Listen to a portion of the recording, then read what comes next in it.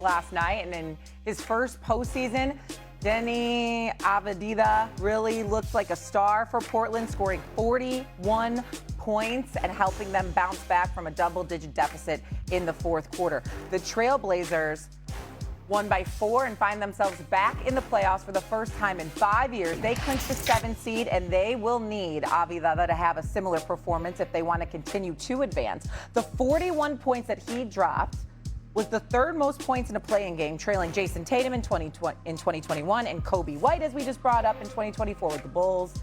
Avdija is the first player with 40 points and 10 assists in a play-in game ever. Congratulations. Now you get to play the Spurs. Can the Blazers and Avdija challenge Wemby and the Spurs in a way like they did last night for the Phoenix Suns? Wendy, what do you think? Yeah, this is going to be a bit of a coming out party for Deni. He's been an all-star. He's going to get serious consideration for the All-NBA team this year. He has a chance he could make it.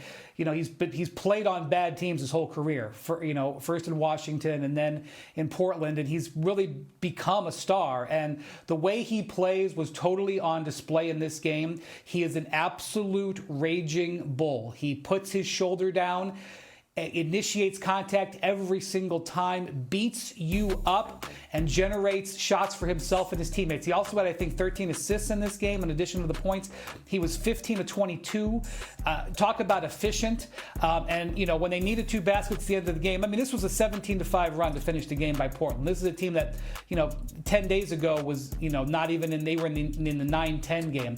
They win their way into the 7-8 game, and then they win their way in Phoenix to this with him just being an absolute force going to the basket. Now, the Wemby situation is going to be fascinating, Stephen A., because so much of this postseason is really about, is this Wemby's time? As we're going to watch and we're going to see whether or not this is a moment where Victor Wembanyama has this breakthrough moment. And his first test will be to deal with Deni Avdija coming down the lane time after time after time, because he will challenge him. Now, Victor has something that the Suns did not last night. The Suns did not have a rim protector. They did not have a rim protector in the game at the end of the game, which is why Deni saw that, absolutely took advantage of it, and punished the Suns for playing small.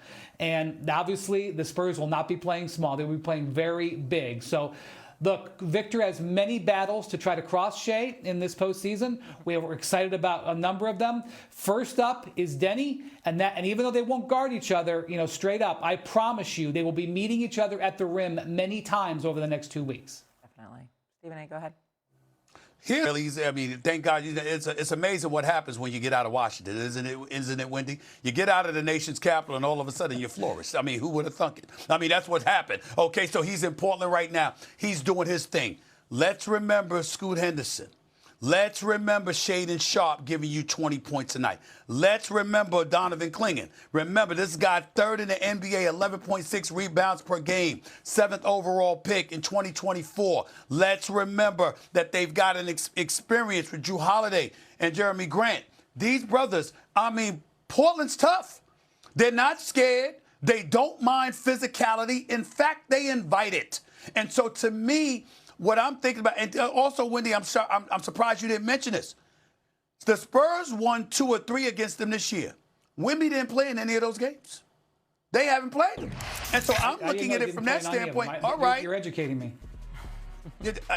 I don't think that's that. Listen, I looked it up. I don't think he played them this year. Okay, I could be wrong, but I know he's missed at least 2 games. I think it's all 3 against Portland this year. So I'm looking at it. I'm like, okay, Wemby 7'5", wait for you at the basket. Obviously, I mean, he's going to drive to the basket. He's going to create contact. He's going to try to make things happen. But damn it, he ain't 7'5". Okay, and we all know that. So it's going to be interesting. You know how I often said when we're talking about Wembanyama this year.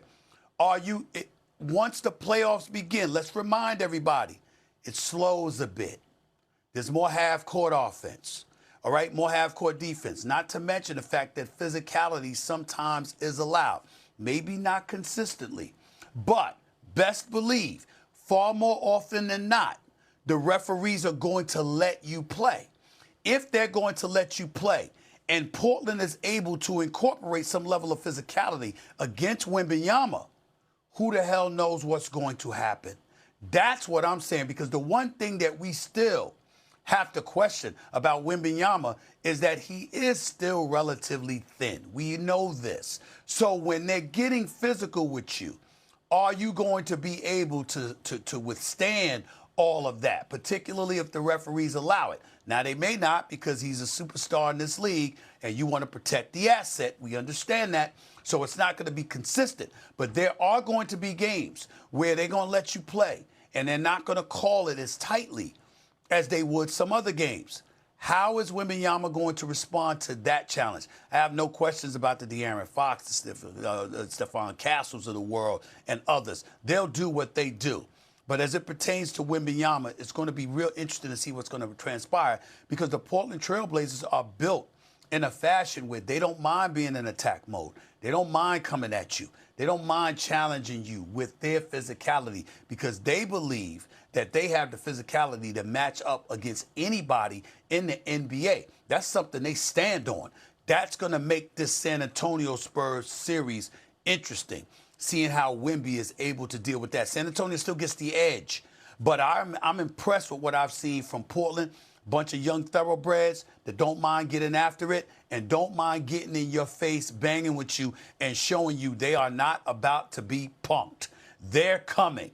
It's going to be real interesting to see how they deal with San Antonio and vice versa in this series. There's also the Tiago Splitter of it all. He's the interim coach for the Trailblazers, won a chip, obviously, with the Spurs as well. There's some familiarity there. Also, Stephen A., you were right. Wemby has not played Portland since December of 2024. Reverse layup. I mean, it was hit about 5 threes. I can't say enough about the performance that he put forth. Miles Bridges showed up. We got to give him some love, because let me tell you something. Just the way that they play. All right, they don't have a lot of girth on their side per se. He does, but doesn't have the necessary height. But these brothers can shoot. They're in constant attack mode.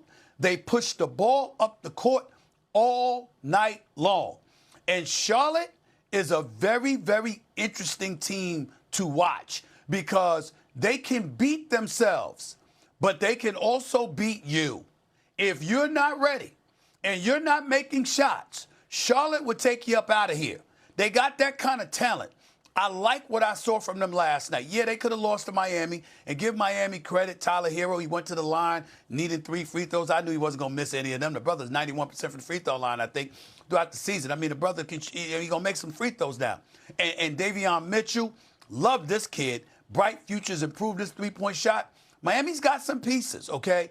But Charlotte is very entertaining, very interesting, and potent offensively. They can hurt you if you're not ready to play against them. Yeah. And it's led by that cat, Miles Bridges. LaMelo Ball, yes. Con Knipple, yes. But Miles Bridges, we got to give him some love. Brother can play. He can play.